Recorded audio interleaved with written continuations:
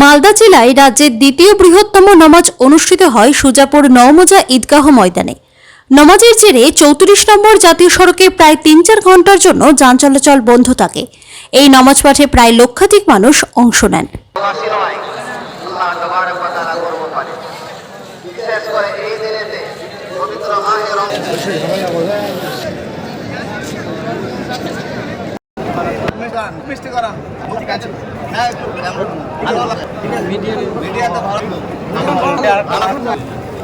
আমাদের সেক্রেটারি সাহেবকে এবং ইমাম সাহেবকে মুখবিশ করা আমার পুরো জামাতবাসীর পক্ষ থেকে।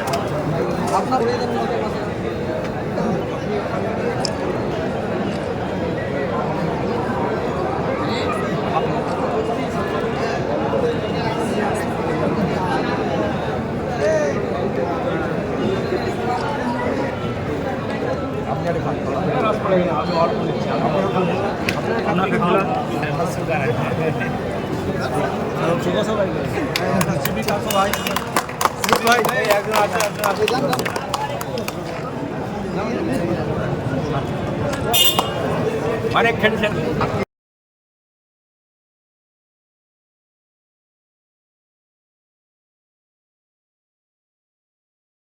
সম্পাদক নয়মজা ঈদগাহ কমিটি সুজাপুর। আজকে 1 মাস সাধনার পরে অর্থাৎ রোজা এবং তারাবি পড়ার পর, জাকাত এবং ফিতরা প্রদান করার পর আজকের দিনটা পবিত্র ঈদের দিন, আমাদের বড় খুশির দিন। এই খুশির দিনে প্রায় 1 লক্ষেরও বেশি লোক আমরা একসঙ্গে নামাজ আদায় করলাম। এই নামাজে আপনারা নিশ্চয়ই লক্ষ্য করেছেন, এখানে ভিআইপি কালচার বলে কিছু নাই। এখানে আমরা ধনী গরিব, সাদা কালো, ছোট বড় সবাই একসঙ্গে কাঁধে কাঁধ মিলিয়ে আমরা পবিত্র ঈদের নামাজ আদায় করলাম। এবং আমরা দেশের অগ্রগতির জন্য, সাম্প্রদায়িক সম্প্রীতির জন্য এবং দেশের সমস্ত মানুষের মঙ্গলের জন্য আমরা আজকে মঙ্গল কামনা করেছি। আল্লাহর কাছে প্রার্থনা করেছি যে বিশ্বে যেন সাম্প্রদায়িক সম্প্রীতি বজায় থাকে।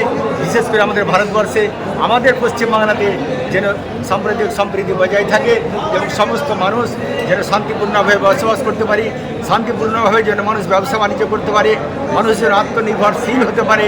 এই জন্য আমার আল্লাহর কাছে দোয়া করেছি। নিশ্চয়ই আল্লাহ পাক আমাদের এই পবিত্র দিনের দোয়াকে কবুল করবেন। নামাজ পড়ার ব্যাপারটা ভালোভাবে হলো, ঈদটা ভালোভাবে কাটলো, এটাই আর কি।